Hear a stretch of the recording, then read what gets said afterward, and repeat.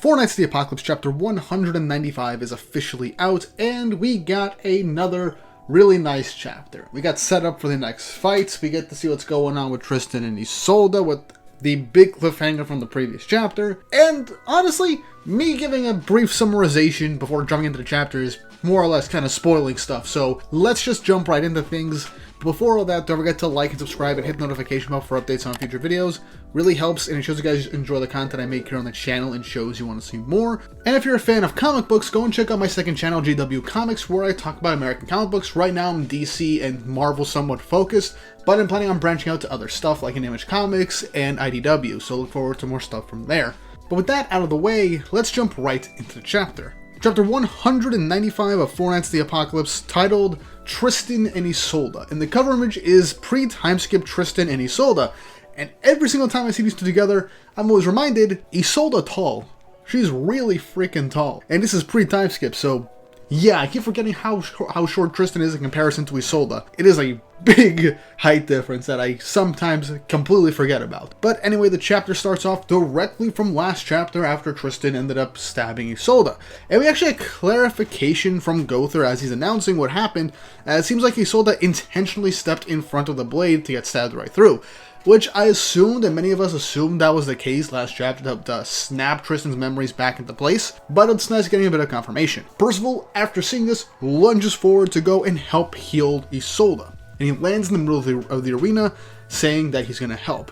But Tristan tells him no. He needs to ask Percival to stay out of this for him, and even calls Percival by name, which Percival now realizes that Tristan got his memory back. Tristan grabs onto Isolde's wound and then begins shining with his goddess light, saying that he's never going to let Isolde die, and he swears it on his life as he casts Heal Nova.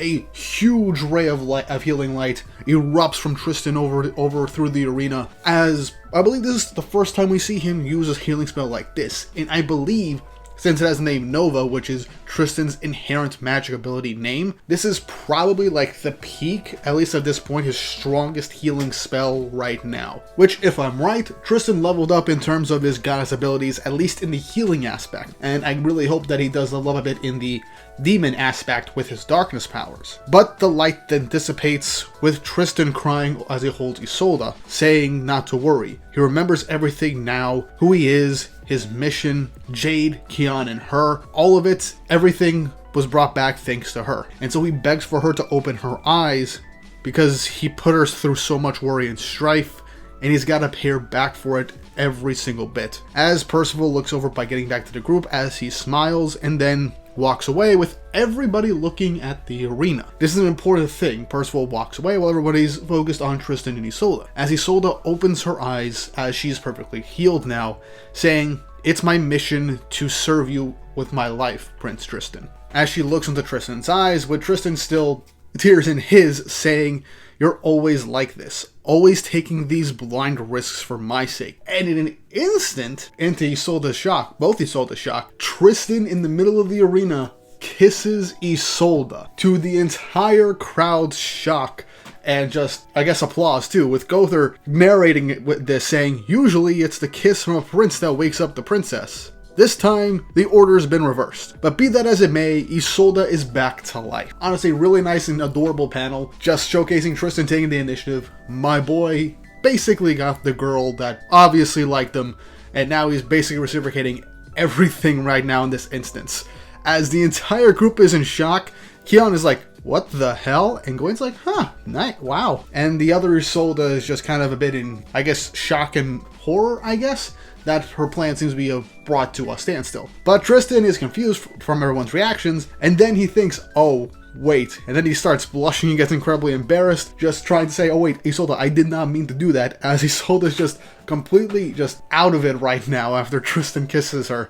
She basically got something that she always wanted, so I don't blame her for kind of zoning out in this instance and pretty much being in her own head right now, as Tristan grabs her by the hand and brings her back to the main group, with Gother making the final announcement that this match is over, and now we have the brackets for the semifinals, which first up is going to be Diodora versus Percival, and then Gawain versus Tantris. So Gawain versus Tristan is still going to happen. I can't wait. And then after that, the two winners of that will duke it out for the final. We're finally gearing up for the finale of this arc, and I cannot wait for it.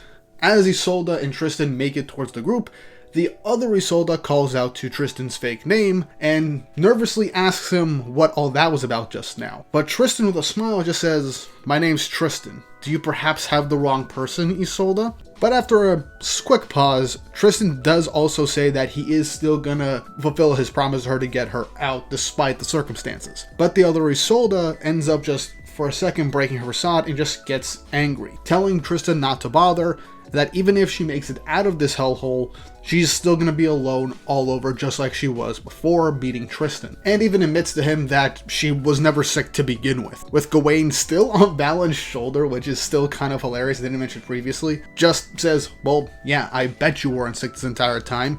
All those symptoms before, you just got sick from using those mental magic abilities too often," which was stated way past the last time when Tristan got brainwashed in this arc. But the other Isolde says, "I was just having a little fun brainwashing. Good for you getting your memory back. I hope you have a wonderful life with the taller Isolde you found." That'll be so great, as she kind of taunts him by saying his other name, as Kian on the side is being like, "How can she be so two-faced?" And Donnie retorts saying, "Dude, you're one to talk." But Tristan's response shocks her, as he just says, "But I want to help you though." As even Kian reacting to this with the two Isoldes kind of just staring at him, Kian just says, "Leave her be, she's got a twisted mind."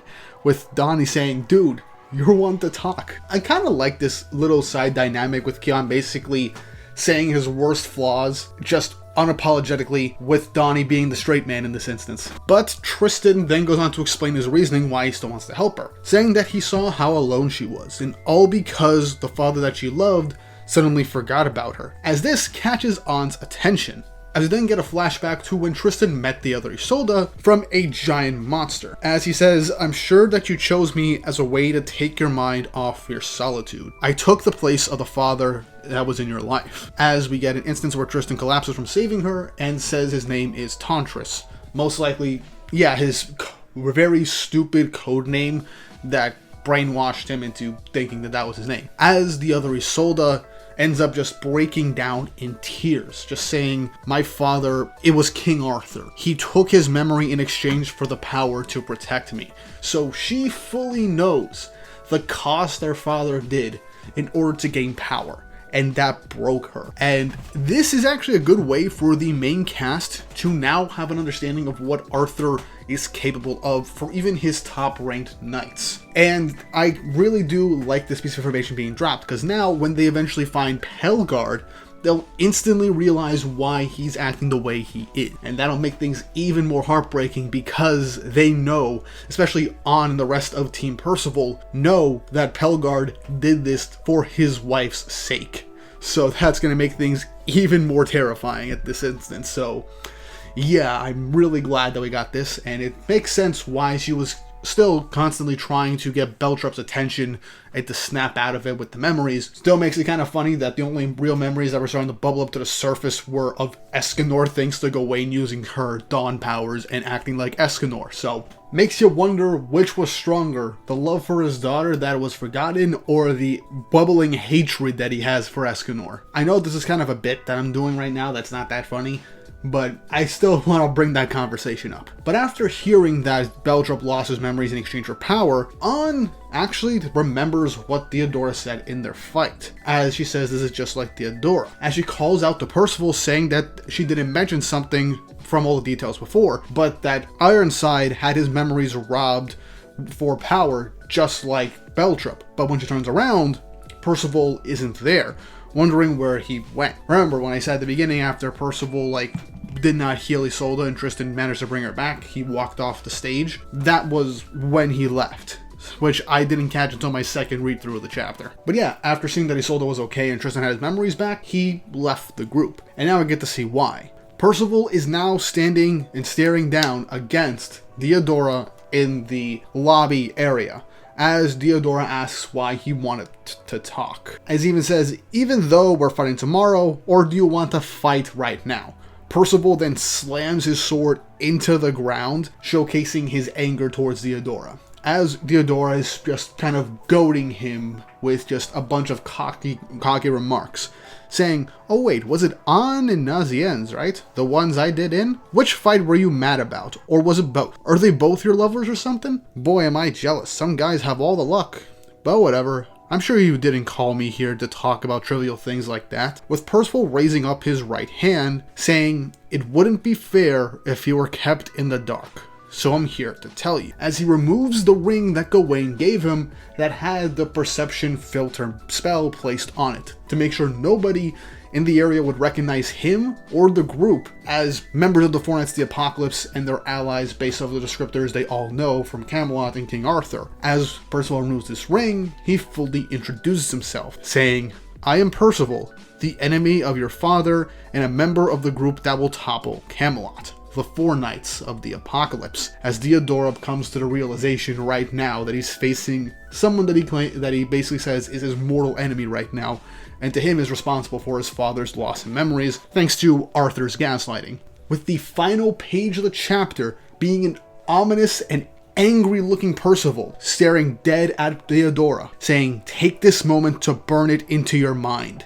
The face of the one enemy you must hate the most." As that ends the chapter. I'm not gonna lie, this was great. I liked the Tristan Isolde stuff at the beginning. I liked that he basically reciprocated the feelings, and now it seems that they're basically a couple at this point, so that thread is kind of tied up right now. But I do think we should get a bit more to help develop Tristan a bit more further on for his own other arc with all the shit that has to go with him with all the pressure he has. But at least he's got Isolde, so that's one thing. I like the full confirmation that the other Isolde, I guess I'll just start calling her Isolde too, ends up knowing about Beltrup's memory loss in exchange for power. So now everybody in the group kind of understands what the Four Perils most likely are doing to get this level of power. I do have to say, it is a bit of a convenience that An just conveniently forgot that piece of information that Ironside lost his memories, but I can understand why that was left out because it didn't seem to be all that relevant at the time.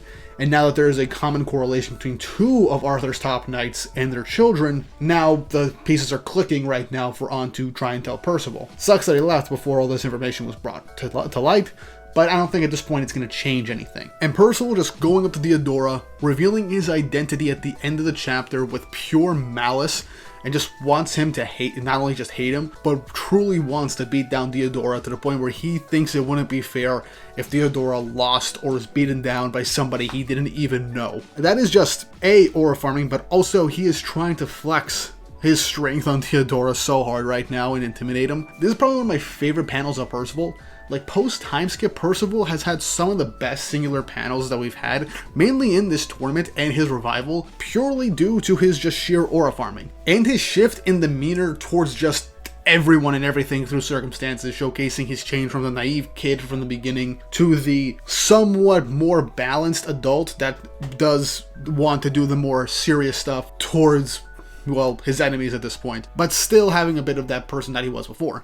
Either way, this is a great chapter. We got the wrap up on the Tristan Isolde stuff, and now we're set up for Diodora and Percival. Now it's truly personal for both sides, and this fight is going to be amazing. If it isn't at least as long as the Gawain versus Balin fight, I will be disappointed, but either way, this could be the longest fight in the arc, due to how both abilities last. But let me know in the comment section down below what you think of this chapter and the events that happened in it. How do you feel about Tristan and Isolde? How do you feel about the confrontation at the end of the chapter?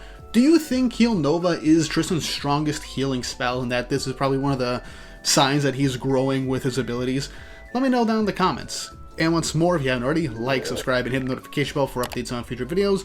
Really helps, and it shows you guys enjoy the content I make here on the channel and shows you want to see more. Now with all that said and done, hope you all have an awesome day.